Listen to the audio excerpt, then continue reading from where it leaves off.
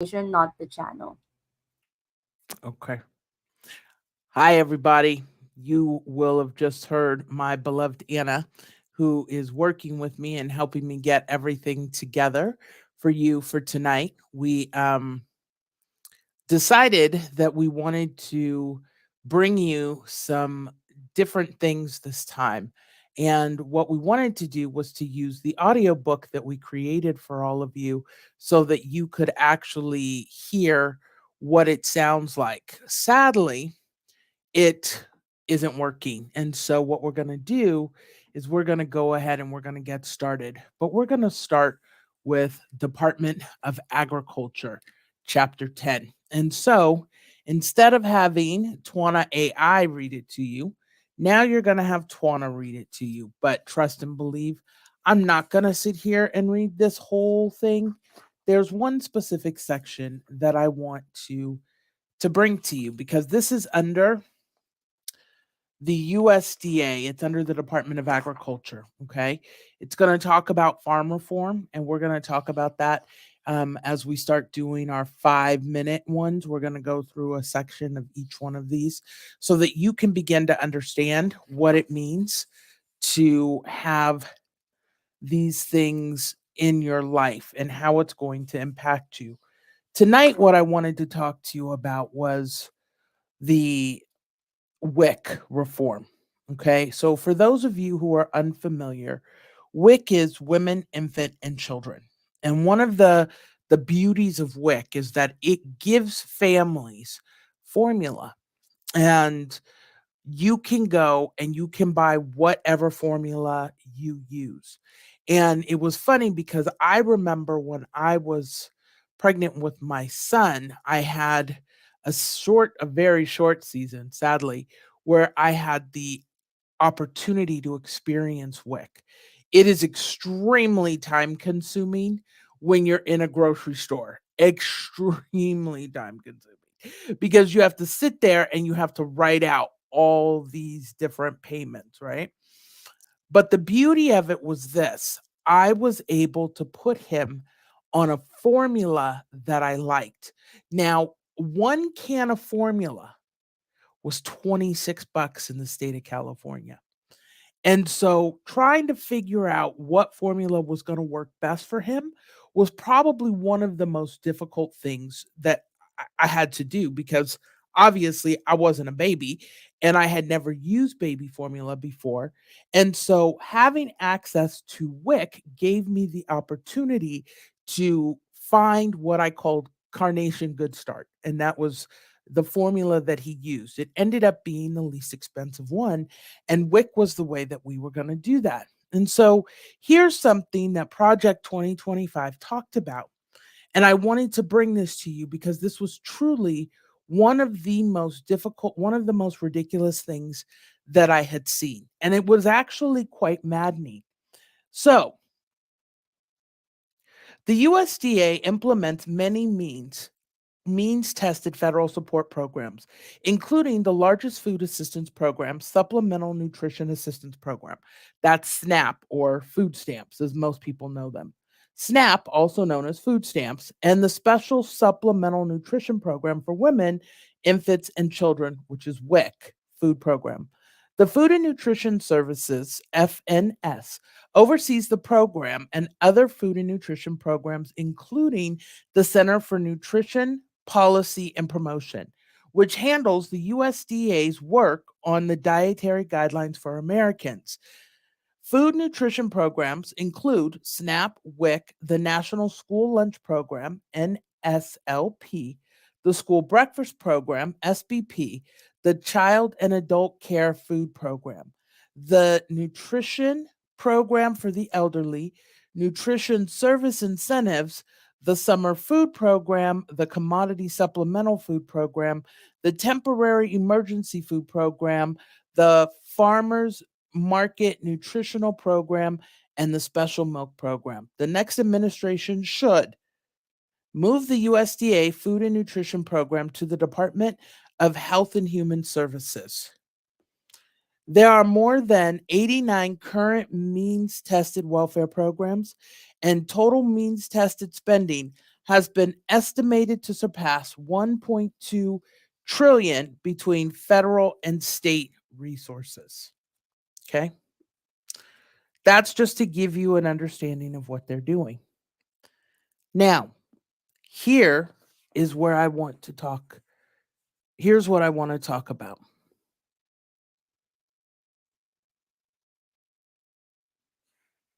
Reevaluate. The 2014 Farm Bill tightened this loophole by requiring that a household must receive more than $20 annually in LI heat payments to be eligible for the larger utility deduction and subsequently higher food stamps benefits. Nevertheless, states continue to inflate their standard utility allowance. Under the Trump administration, the USDA proposed a rule, which was not finalized, that would have standardized the utility allowance. Now, let me explain to you what the problem with that is because too many people don't understand. So, if you want me to go back and just explain this real quick, let me read you one more section. Eliminate the heat and eat loophole. States can artificially boost a household food stamps benefit by using the heat and eat loophole. The amount of food stamps a household receives is based on its countable income minus certain deductions. Households that receive benefits from low income heat and energy assistance programs are eligible for larger utility deductions. In order to make households eligible for higher deductions and thus for greater food stamp benefits, states have distributed LIHEAP checks for amounts as small as $1 to food stamp recipients. Okay, let's talk about this. First off, I don't know of any county in the United States of America that is out there trying to give people significantly more benefits than the people qualify for. I have never seen that happen ever. In fact, 9 times out of 10, they genuinely work to give them less benefits than they do to increase what they have. Next, heat and eat. Let's talk about, shall we? Electric utility cost in different places. Okay. In California, we have some really interesting things. In fact, one of the interesting things about California is this: the more money you have, the less you pay in electricity and heat. The less money you have, the more money you pay in electrical and heat. And here's the funny thing: if you go into Stockton, California, and you go into Weston Ranch, you pay more for electrical and for heating and cooling in Weston Ranch than you do in Lincoln Park, or not Lincoln Park, Lincoln Village in Stockton, California. You see, Lincoln Village is where all the wealthy people live. Weston Ranch is where middle class people will live.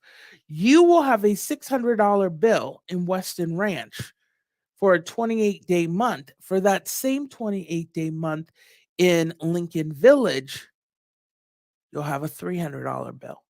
If it's a 30-day month, well, you got 600 plus in Weston Ranch and maybe 400.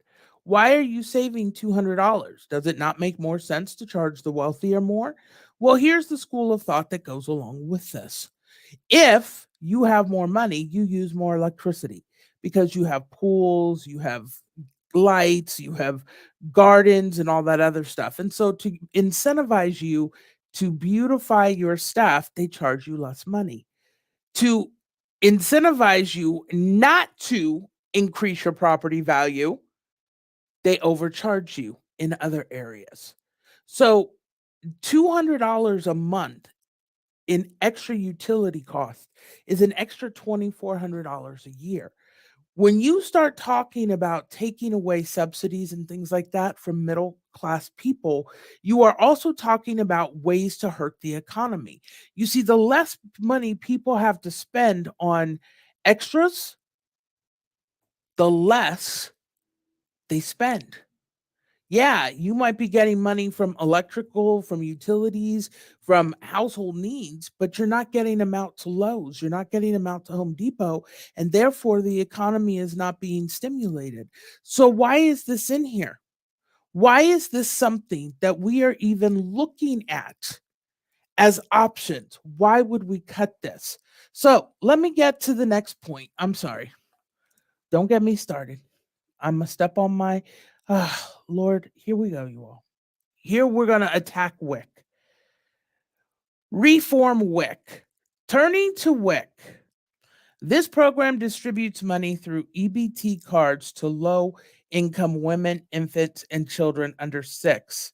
Purchase nutrition rich foods and nutrition education, including breastfeeding support. Now, I can't speak to every other state, but in California, like I said, you have to write out a check.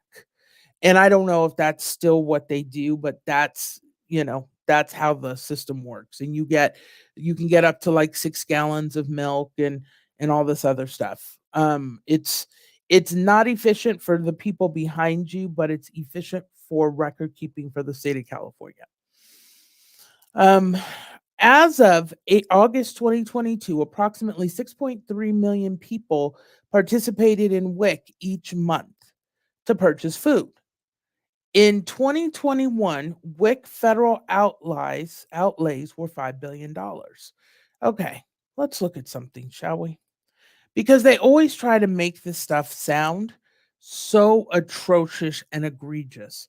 There is 347 million people in the United States. It actually might be swapped now. I think it's 374 million people. And of that, we're just gonna work with that, okay? So we'll say 374 million people.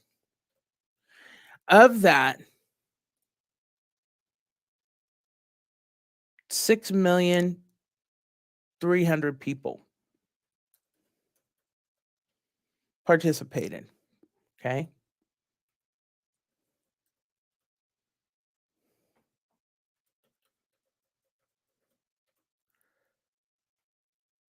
I hate it when I make mistakes in math. We're gonna get you a percentage. What percentage of the American population participated in WIC? That matters, and people often forget that that matters.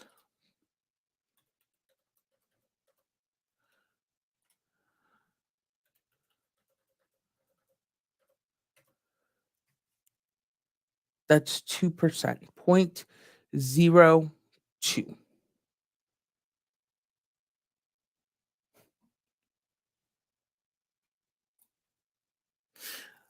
Less than 2% of the American population participated in WIC. And we have to make a big deal out of it. Less than 2%. WIC federal outlays were $5 billion. Do you want to know why they were $5 billion? Because instead of charging a reasonable amount of money for milk, we have price gouged all the different people. The next administration should reform the state voucher system. State agencies control WIC costs by approving only one brand of infant formula through competitive bidding for infant formula rebate contracts. Because 50% of baby formula is purchased through the federal WIC program, it is vital that regulations for these competitive bidding contracts does not unintentionally create monopolies. Okay, let's talk about this. Remember at the beginning of this, I explained to you how, because of WIC, I was able to find the best formula for my son while he was a baby. It gave me the opportunity to afford formulas that I wasn't otherwise going to be able to afford. And let me explain why. Because when he was born, I was fresh out of college. And so things hadn't come into fruition yet. So $25 for a can of baby formula that lasted a week was a lot of money, right? There was no single thing at that point in time that I spent $100 a month on. When I found good Carnation Good Start, it did such great things for his health. And it ended up being $9 a can. Had I not had a choice as to what formula I could use, I couldn't have found what was best for my particular case. Now, while I understand that most people are not that thorough and that responsible, there are a number of people who are, and to take away the choice is fine. I mean, is not okay. Here's the problem: there are some kids who can't function on Carnation Good Start. They have to have Similac. There are some people who have to have soy. Thank God mine wasn't one of them because that stuff smells awful. Ugh, it was terrible. Anyway, um, with that being said, there are a number of things that happen with children to isolate down to specific types of formulas. Number one, it's going to create a monopoly. If Carnation Good Start is the one company that funds the entire federal government program, of course it's a monopoly. What are we asking? What are we talking about right now? Like, where is the question? Yes, it's going to create a monopoly because the only formula you can get from WIC is Good Start.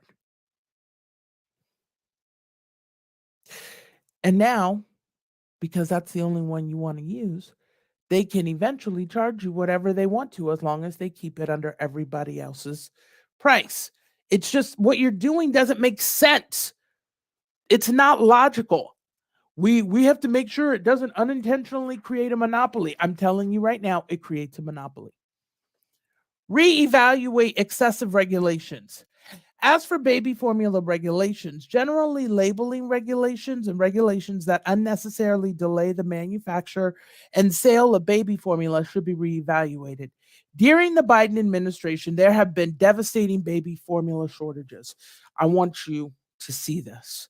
I pulled this up because it irritated me so much. Here's the deal. I don't mind if you write a document filled with psycho craziness. I don't mind if there are some areas where people agree with you and some areas where they go, that doesn't make any sense. But what I want you to understand is this: you cannot publish a document in which you lie. So, Anna, let's bring up the formula shortage because I want to make sure you are clearly aware of what actually happened. Due to supply chain issues and the recent recall of several infant formula products, infant formula shortages have been reported. The US government and other partners are working toward ensuring infant formula is safe and available for families across the country. Here are some tips on how to safely feed your child if you are struggling to find formula. This was back in 2022. There is nothing else that there's nothing else, no other time that there was a baby food shortage formula. And that was all coming out of COVID. There were all sorts of supply chain shortages out of COVID.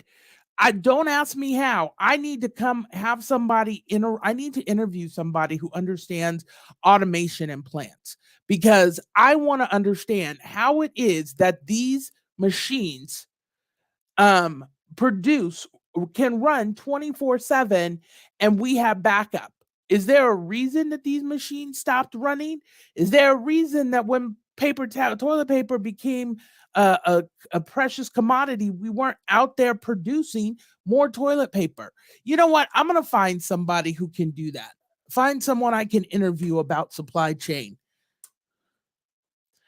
Forgive me just a second, because that's what we're going to do.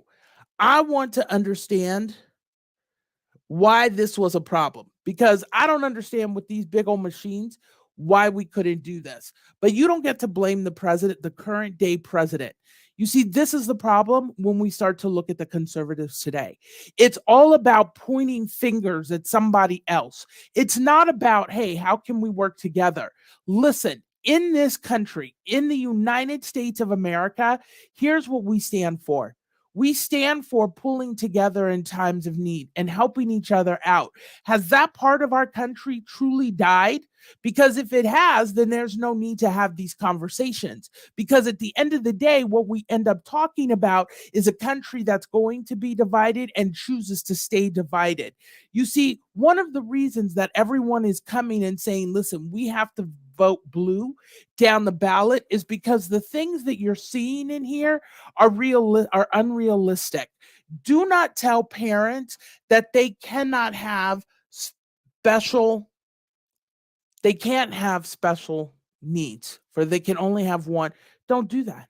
It's unnecessary. One of the greatest things about the WIC program is that it allows parents to figure out what works for their kids. Babies are babies. They are individual human beings and things don't always work for them. Listen, if you want to keep sitting back here and talking about to people about not having abortions, then create a system where they are interested in keeping those children. I'm sorry to disappoint you. And whether I agree with abortion or I don't agree with abortion is inconsequential. The fact of the matter is that living on this planet is too expensive. And because we are out here teaching people, and we is the collective we, that it's okay to have sex outside of marriage and to produce these children who are coming into situations where there's no one to take care of them because we are telling them that this is okay. You're surprised that this is the outcome of what we're having? So you're going to make it harder for these kids to survive. You want to charge parents with a capital offense for getting rid of their children, but then you want to limit the formula that they get. Really? You can't have it both ways. Pick a side. You don't live in a perfect society. It's never going to be that. Anyway, I want to talk about this last issue that's also part of the US Department of Agriculture. Here's the thing. I want you to understand something because these conservatives today, here's what they like to talk about. They like to say, hey, these brown and these black and brown people, they are constantly utilizing our resources. Okay. I want you to understand something. My son, any of my children have never, ever, ever qualified for free or reduced lunch. It was never an option. It wasn't something that was even a thought. We didn't qualify. Okay. Um, we didn't qualify.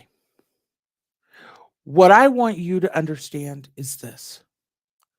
When we sit back and we tell people that brown and black people are the people who are utilizing this stuff, we do a disservice. Ladies and gentlemen, I'm really sorry to disappoint you, but the highest consumers of free and reduced lunch is white people. It's not us that you're hurting. There are more of us who don't qualify for free and reduced than there are who do. Latinos are probably pretty similar. I'm almost certain Asians are also similar. You see, those of us who are ethnic, we don't have the benefit oftentimes of the things that you think you're taking away. There are populations of people who are in fact on these specific programs, but the majority of the users of these programs are not people of color. They're white. So now what you're doing is you are impacting poor Caucasian families. You see, when you try to make this about color, you end up hurting everybody. Whenever you try to make something about hate, what ends up becoming the problem is that hate permeates the situation.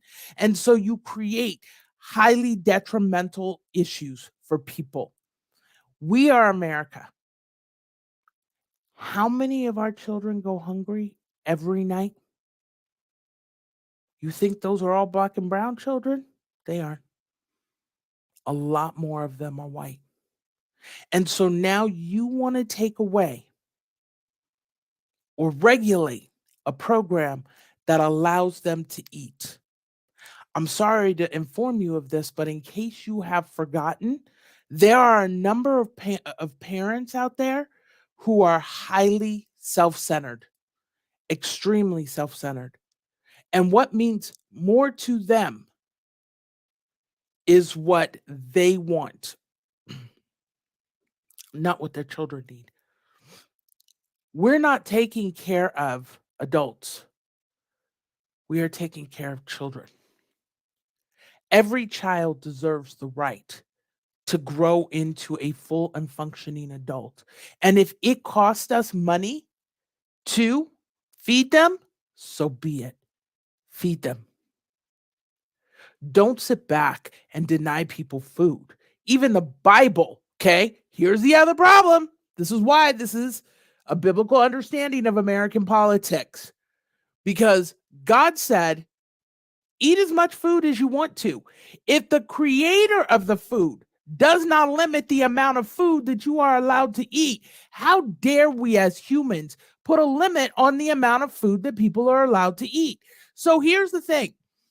We go into the system where we start doing genetic modifications. Those genetic modifications are causing health issues throughout the United States. So much so that other countries put warning signs out when food comes from the US because it has bioengineered stuff, which means that if they ain't putting it in their bodies, we really shouldn't be putting it in ours. But here's the situation. What food do we make cheaper? The one that we make. Because if we make it cheaper, then you're going to pick that first, and we're just not going to tell you it's not real food. We're not going to tell you it's genetically modified. And since nobody in your household is going to talk about the significant increase in the size of oranges or apples or bell peppers or any of those things, you're not even going to notice. That's what we do here in America.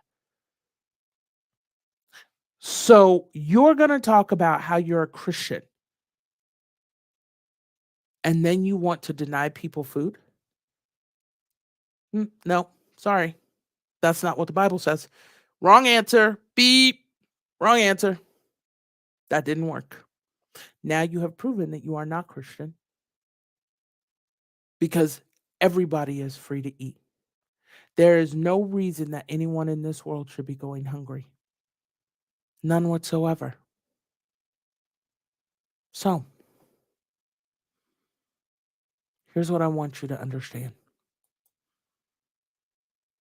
The problem that we're seeing with Project 2025 is that we have a group of people who really want to control things, who want to create specific types of money, who want to keep certain things funded, who have friends that they want to give the business to. And it's not about what's in our best interest. It's about what's cheaper. Yeah, we got to do something for them, but that doesn't mean that. So they would rather single handedly destroy all the WIC programs and the quote unquote entitlement programs that they call them and keep children from having the freedom to eat. Why? These are things that we need to look at. And so I will see you next week. If you love this video, of course, I need you to hit the like button. Don't forget to subscribe. Leave us a comment. Let's have this discussion. Let us know what your thoughts are, where your mind is at. Give us some feedback on your thoughts about all of this. Any questions, anything like that. I look forward to hearing from you, and I'll talk to you next week. Have a great week.